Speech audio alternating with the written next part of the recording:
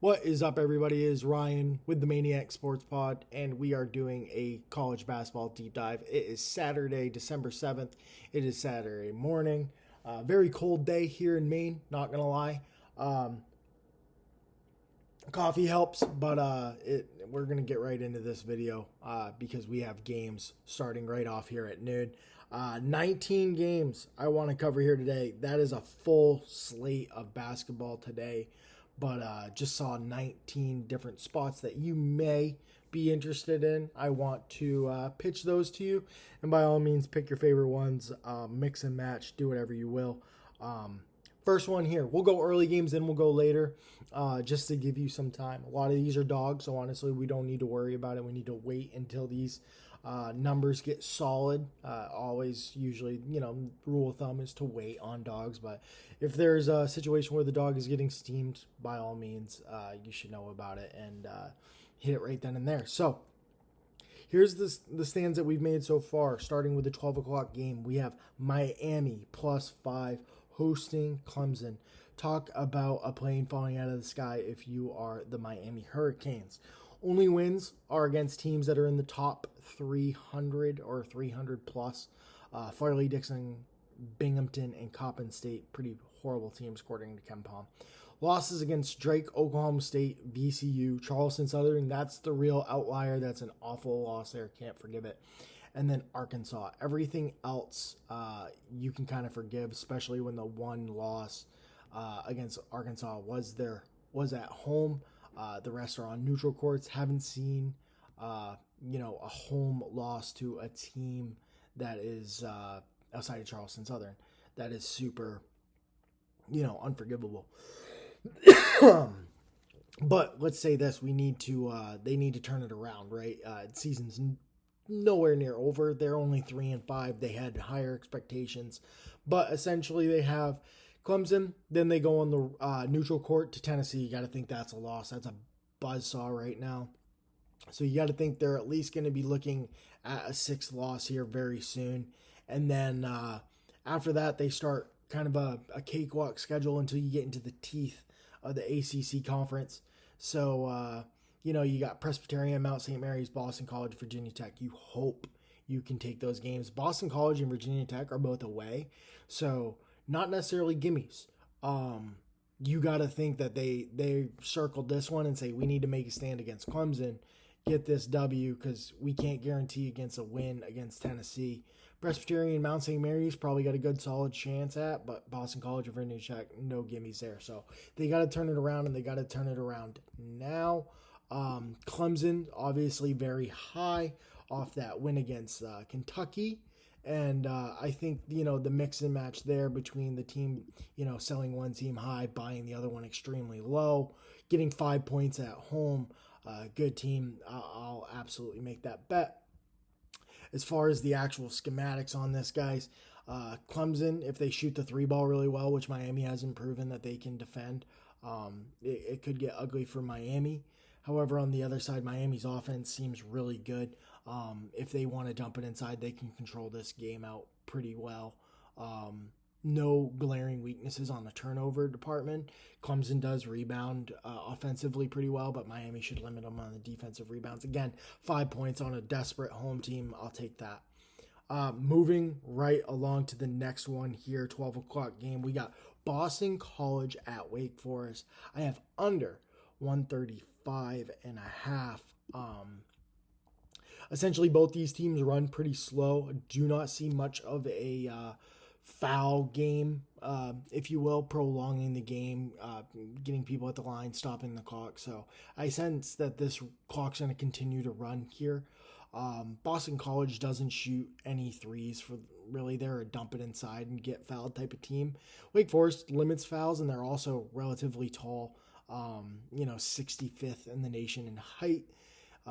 Really good numbers on the inside, 2-point percentage, and top 30 in block percentage. So pretty tough to score on Wake Forest if you're Boston College here. On the flip side, Wake Forest will try to shoot some threes. They are another very slow team. And Boston College does limit your threes decently. If there is a way to get to the Boston College, it is through the three ball, but they're 211th in defensive possessions. Like, I feel like they really grind teams out to get a good look, and Wake Forest will grind out a possession to get a good look. So I sense just a lot of long possessions in this game leading to an under here. Moving on, Nebraska +7 going against Michigan State. Michigan State, another team that is really high off wins against North Carolina and Minnesota after losing to Memphis. So maybe some recency bias on Michigan State there. The win against North Carolina, I do not put as much weight in because of how North Carolina looked against Alabama at home. If North Carolina wins that game, I feel differently about Michigan State here, but North Carolina really looked bad, especially on a team that will work you inside, and Michigan State works inside. So not necessarily surprised to see them win this game now. Nebraska, on the other hand, kind of flying under the radar, have only one win in the top 50. That was against Creighton, in Creighton, so that's a decent win there. And then against St. Mary's, they ended up losing in a neutral court just by one possession. They're one possession away from being 7-0 here. Again, and with 2 wins in the top 50, that's quality to me. As far as the schematics of this game, Nebraska doesn't shoot the three nearly a lot. They are a dump it inside and get fouled type of team. Michigan State, not numbers to write home about on the inside. If you flip that on the other side, Michigan State doesn't shoot the three ball at all. That is where the majority of Nebraska's points come from. If you look at their interior numbers, they are elite there. One of the tallest teams. They actually are taller than Michigan State in this. They're a top 50 in height, while Michigan is just outside the top 50. So because of that, I see Michigan State having a harder time scoring than they normally will, and some recency bias causing Nebraska +7 to stick out to me. The next one is one of my favorite plays. Furman hosts Princeton, and I am looking to catch Furman +1.5, as well as on the money line. You get them at plus money just over 105. From there, guys, honestly, I think the easiest way to go about this is to look at the 3-point numbers. Princeton does shoot a lot of threes, but Furman, number 4 in the entire nation in 3-point percentage. They are limiting to them 25% from threes. Just a really good number there. They do give up points on the inside. That's why trips to Kansas, where they just dump it at Hunter Dickinson, end up being ugly. But Princeton does not dump it inside nearly as all. They don't really get fouled either. Not Furman fouls people, but it looks like Princeton's just going to be content to shoot right into the teeth of the Furman defense, which is the three ball. On the flip side, Furman shoots a lot of threes, 5th most in the nation. They make, about 35% of them, which is good. And Princeton does get hit by threes on defense every now and then. So willing to take a very short dog at home here. In Furman, I feel like that is the right side. Cooking right through these picks, almost through all of the 12 o'clock ones. We have one more here. This is actually probably going to be, under the radar, but a very thrilling game. 2 teams in the top 100 according to KenPom. Rhode Island catching 2 points at Providence. I will say this as a disclaimer. Seems like a lot of people, pros and Joes, are going on the Providence side. Can't blame them. They just won a good game against, BYU at home. And I think Rhode Island, let's check their schedule. Rhode Island hasn't really played anybody in the top 100 outside of Yale. Last game, they won. Outside of that, only one win in the top 150 outside of Yale, which was Charleston. If you remember, they beat Charleston up pretty handedly. Charleston, a team that likes to dump it in. They have a really good big man. If you remember, Charleston at that game had just won previously. Double overtime game where the big man scored like 40 some odd points or something. He had a game winner.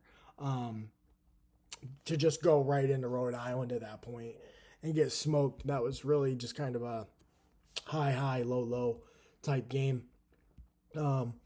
Looking for something similar here, not necessarily that Rhode Island is buy low here. They're 8-0 and they're at home, but for them to be a dog, I understand against Providence, in-state rivals here. Very close game. One of the ways that Rhode Island scores the most is through the foul line. 25% of their points are distributed from the free throw line. They shoot free throws pretty well.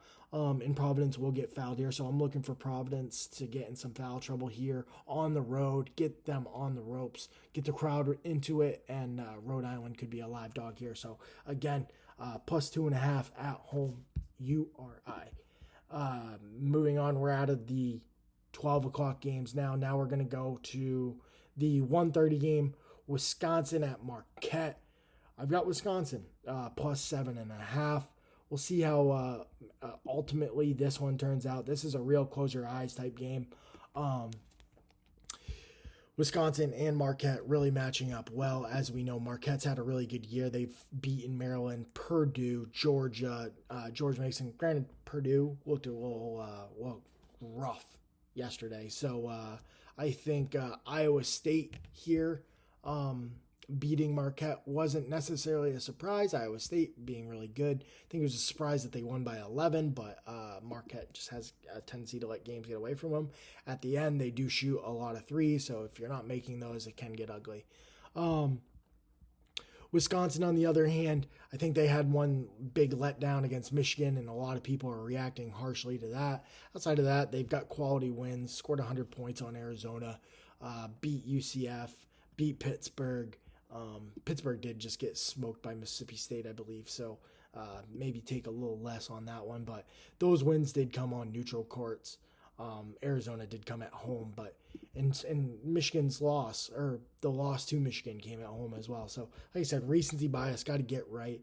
Wisconsin's really good at taking care of the ball, which Marquette is kind of, number 2 in steals, but Wisconsin takes really good care of the ball. Outside of that, what they're going to try to do mostly is get to the foul line. They're number 1 in the nation in free throw rate. They're going to shoot threes. Marquette's pretty good at defending threes. So, if they can get to the foul line and cash in, that's going to be great for Wisconsin. Marquette, when they have the ball, they're going to shoot a lot of threes. Wisconsin's pretty damn good at defending the three. They don't let people get inside on them either, and they don't really foul. So I consider them live here, especially with a lot of points. Wisconsin plus 7.5. I feel like that's too many points for Wisconsin. Moving right along, now we're getting to the 2 o'clock games. We're getting some distance between us, but the next one we have here is Drexel minus 3.5. To be honest with you, I get Drexel's on the road, but Penn isn't really a good team. And this isn't necessarily a road game. This is actually a neutral court. I think they're playing at the Wells Fargo Center. So 2 Philadelphia teams. Expect an even turnout on both fans. Drexel is the better team here. Drexel, so far this year, losses against teams that are in the top 150, Temple, LaSalle, Purdue, Fort Wayne, one outside of the top 150, 186 Bryant. They lost that one at home. That was the most recent loss, so maybe some recency bias there. Overall, Drexel is ranked 204th in the nation. Penn losses to 251 Lafayette, top 100 St. Joseph's, and top 100 Villanova. Then a 308 loss to Navy. They lost that one pretty handedly too at home, so just unforgivable there. Rebound win against Maine, and then another loss at home to Elon. So even if they were playing at home, I wouldn't say there was necessarily a big home court advantage there for Penn.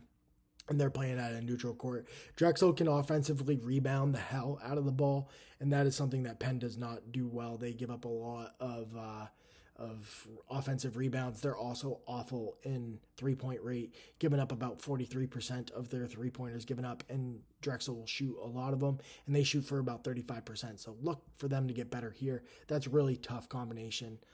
So minus 3.5 there seems to be a good play there. Majority of Penn's points come from the foul line, and Drexel's pretty good at limiting fouls, top 100 in the nation there. I know we got a lot here, but keep on closing your eyes for this next one. Iowa plus 9.5 at Michigan. Again, I feel like a lot of people are really going nuts over Michigan ending up beating Wisconsin last week or earlier this week, and essentially, they're going 7-1. They're only lost to Wake Forest, and that was at the beginning of the year in an away game. So, can't really forgive them. Since then, you can forgive them for that. Since then, they've beaten number 80 TCU, number 67 Xavier, and like I said, number 35 Wisconsin. So now they have number 50 Iowa coming to them on the road. Their defense has been really good, and they had gigantic turnover problems. Those turnover problems still kind of exist, but they had gigantic turnover problems at the beginning of the year, being Michigan. Iowa's defense, extremely good. They get 23. They're 23rd in the nations in turnovers and 9th in the nation in limiting fouls. So you're going to have to earn them from them. A lot of these teams, including Michigan, will shoot threes against them, and that is just not the path to go. The path to go is on the inside.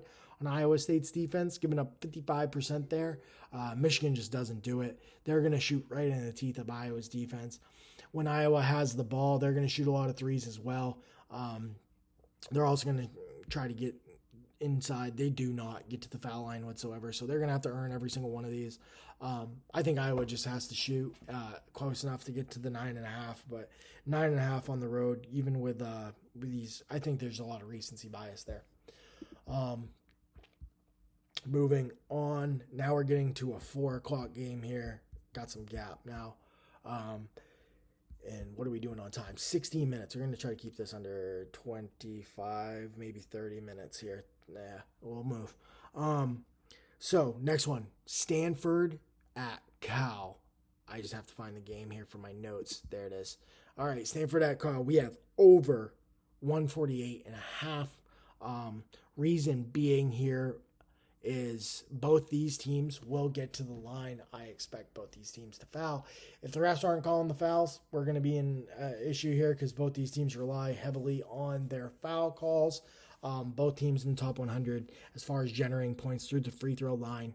When they're not getting fouled, Stanford's going to try to shoot the 3 ball.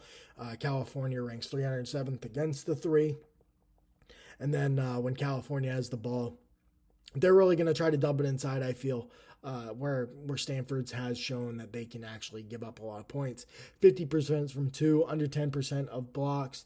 Not numbers to write home about, but mostly I feel like because these teams will both try to get to the line, if the refs agree with us and try to get some foul calls here, this total should soar over the number.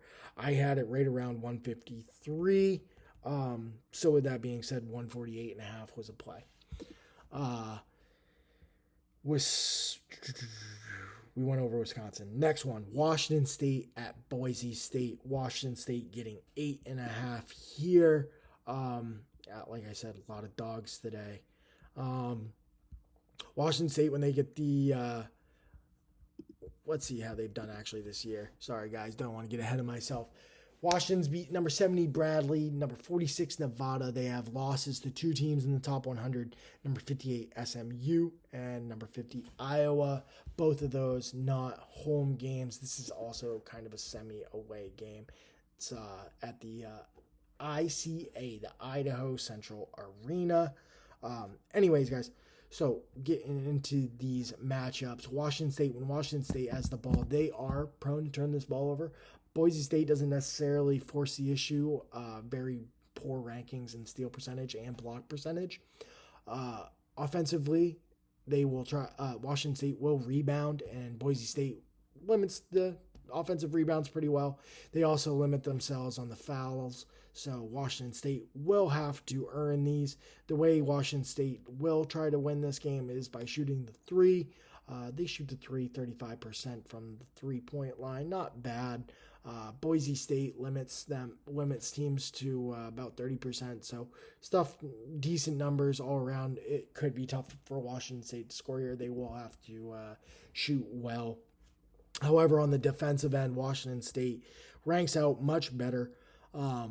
They don't necessarily force the issue in turnovers, where Boise State does take care of the ball. Boise State does offensively rebound well, and Washington State will have to make sure that they do well here. Most of the points Boise State's going to try to score with is through the foul line. If Washington State can limit those fouls, then I think they're alive here as a dog. Boise State doesn't shoot nearly as many threes as they should. A lot of this is going to come in through the 2-point area, and Washington State grades out pretty well there. They're top 50 in block percentage, getting clocks about 14% of the time. So with that being said, 8.5, I feel like that's another big number. This next one, Seattle on the road against University of Texas, El Paso. I just need to find my notes there, and then I'll be right with it. UTEP should win this game, but I am actually taking Seattle plus 3.5 to cover. It should be a very close game. What Seattle has to do here is they have to limit the turnovers. UTEP obviously gets a turnover on basically 30% of possessions. It's number 1 in the nation. Seattle can take care of the ball here. They are going to be looking at getting some foul calls here. UTEP's one of the worst teams in fouls. So extremely aggressive defense, number 5, 5th in the nation in steals, 16th in the nation in blocks. Like I said, number 1 in just overall turnovers, but extremely aggressive. They get fouled a lot. Seattle cashes in on their foul shots, getting 15% of their points, or I should say 25% of their points from the foul line. That's 15th best in the nation. When they're not shooting at the foul line, they will shoot from 3, and that is another area that UTEP gets hurt in. I think the last time these two teams matched up, Seattle handled them pretty easily. This is at UTEP, though, so always a little bit of caution there. However, when UTEP does have the ball, they're going to try to get to the line. Seattle doesn't foul nearly as bad. However, the refs are already prone to blowing whistles because UTEP's so awful with it. Who knows? This could be a game where a lot of points get scored if the clock's just continuously stopped. Seattle overall will try to get UTEP turning the ball over. They don't turn the ball over nearly as much. They don't rebound offensively, where Seattle is actually a really good defensive rebound team. Outside of scoring from the foul line, UTEP has a hard time scoring. Their best course of action would probably be through going through the 2, where Seattle's actually letting opponents score 61% of the time. They got a horrible block percentage. They're not very tall. But UTEP just insists on shooting the 3 and getting fouled. So who knows there? If UTEP can have a hard time scoring, I think Seattle as a dog at plus 3.5 is viable. Continuing on with this dog trend at 4 o'clock, we have Florida State. Florida State, as we know, just got done playing LSU. Florida State, very fast-running team, very athletic team, and they did just get done losing to LSU on the road. So a get-right spot here, not looking ahead to anybody. NC State does match up pretty darn, well for Florida State if you're backing Florida State. NC State lost 3 games that you'd expect them to lose. Number 17, Purdue. Number 36, Texas. Number 48, BYU. 2 of those on neutral courts. Texas was at home. With that being said, though, no wins in the top 200 outside of that. This game's at home, too, against Florida State. I think there's a little bit of recency bias. Even though both these teams lost, I think these teams, if you look at their record, Florida State really shouldn't be a giant dog here, and 5.5 points to me is too much. So getting into the actual matchup of it, Florida State doesn't shoot the ball nearly as much from 3, and honestly, that works out well for them here. The teeth of NC State's defense is through their 3. They're top 50 in the nation, with opponents shooting 28% from 3.